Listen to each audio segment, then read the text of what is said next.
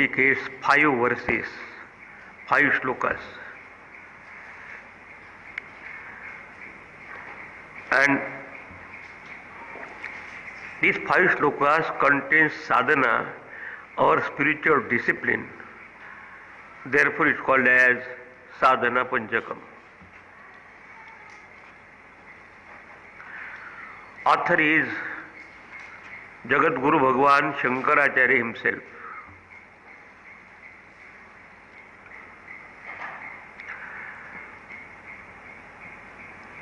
He is considered as the incarnation of Lord Shiva itself, Shankara Sakshat.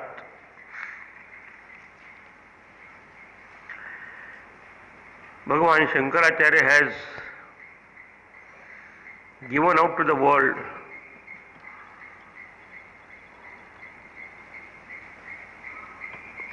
his commentary upon all Vedantic scriptures like Upanishad, Gita, Brahma Sutra, called as Prasthanatraya. He had written so many prayerful verses which contains the sadhana of devotion. But at the same time, considering the need of the sincere seekers, the seekers of truth.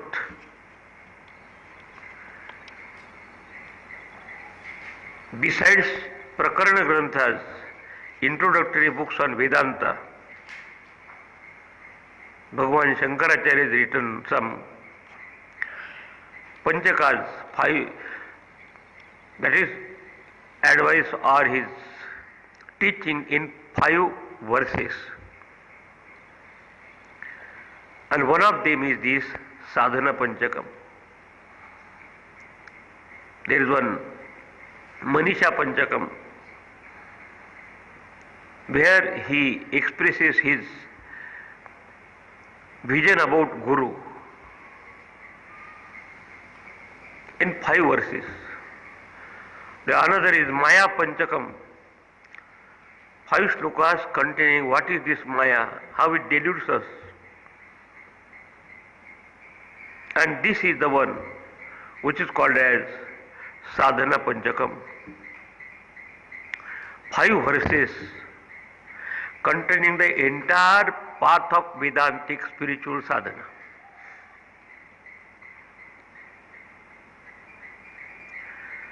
It is also called as Upadesha Panchakam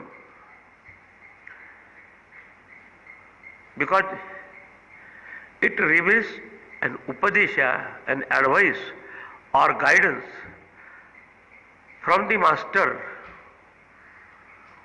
to the sincere seekers of perfection or truth. Therefore it is called as advice, that is Upadesha Panchakam. It contains the Upadesha according to the scripture, following all the tradition of the Rishis. Out of his pure compassion, he has given out such a text, very brief, small,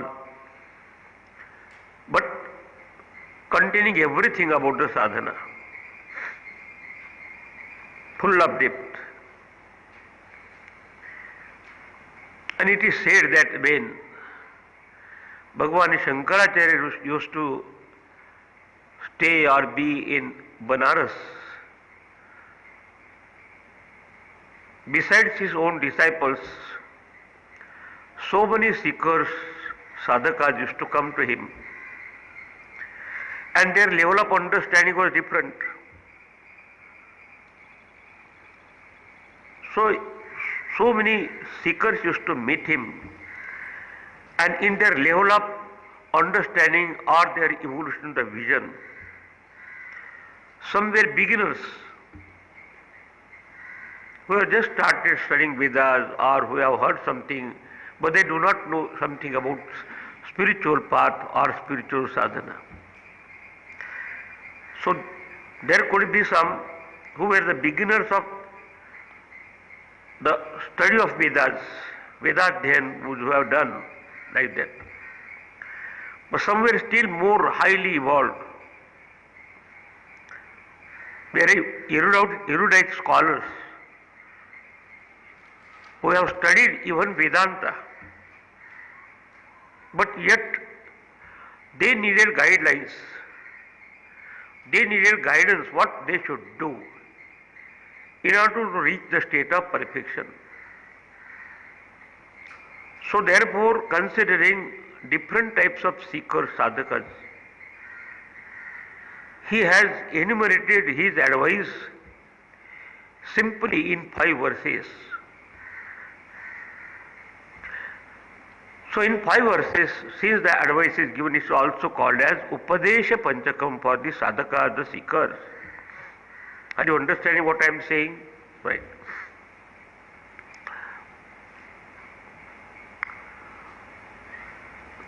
And that too following our teaching of Vedantic Parampara. Now why should we study such a text? That way each one of us is doing some sadhana, something or the other. As yesterday I told you, that in undertaking the sadhana there are 3 aspects. One is sadhyam. Sadhyam means something what is to be attained by us, what is to be realized by us. Another is the way to move towards that spiritual goal, sadhana. And the one who treads this path or who undertakes this path is called as a sadhaka, a seeker of truth. Now all of us are sitting here. Everybody's field of expression or working may be different. Our relative goals are different. But the common goal entertained by each one of us is to attain Purnatvam, perfection. So perfection is the goal to be achieved. In fact, when we say it is Purna Vastu, complete being, not becoming, there cannot be any means that would be finite, because infinite cannot be attained by finite. Purna Vastu cannot be realized by Apurna, means incomplete means, and yet we have to befit ourselves for that unfoldment. Therefore, considering each seeker's level of evolution, teacher has to advise what way they should befit themselves for the vision of perfection. In fact, the nature of Atma or the self is Purnatvam, completeness. And as Shankaracharya himself points out in one of the Bhashyas, that what you call it as Purnam or eternal or Nitya Vastu is not something which is conditioned by Desha, Kala or Vastu. It is not limited by space, it is not limited by time, and it is not limited by any objectivity or attributes. Such a Vastu, such a reality alone could be called as perfect, complete. What we experience in our samsara, in our day-to-day living, is everything is conditioned by, limited by, circumscribed by either space, time or objectivity. Because certain things you find here available, they may not be available in Kerala. When you find certain things available there, they are not available something at other place. So there is a limitation of space. They are limited by space. They are here but not there. Or sometimes they are not here but the things are somewhere there. It is called as Desha Parichinna Vastu, something conditioned by Desha or space. Another condition is time conditioned things. That it is now available but it will not be available tomorrow. Or something is not available today but it will be available some other time to come. Or something that is available now may not be available tomorrow. So such a thing is called as Kala Parichinnam, conditioned by Kalam, time. And whatever is conditioned by time and space is called as limited, anityam, apurnam. Also everything has got its own nature. That fire must be hot, water must be cold. So everybody has got his own guna dharma, his own attribute. So everything is now in our samsaric world is conditioned by either time or space or objectivity. This is called as world of relativity. This is called as world of relativity by the scientists of today.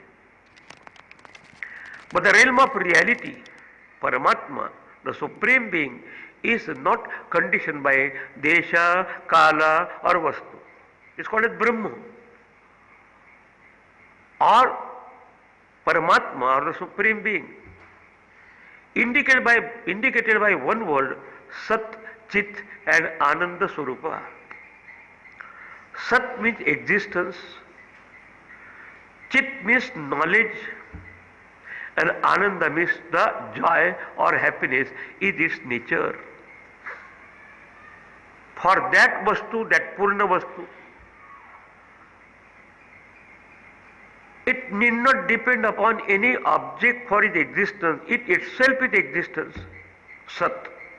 It itself is Chit and it itself is Ananda Swarupa. That is our Atma. Now this is the path of Atma Sakshatkara. This is the path of self-realization, which is already perfect. Now what sadhana could be prescribed for such things? That which is something which is available here and is not available there, or maybe that which is not available here and if it is available somewhere else, I can achieve it by karma, by doing, by going there. If it is not available at this moment, I can wait for some time. But Atma is Nitya Prapta, ever accomplished and ever present. Now what should be the sadhana to gain that?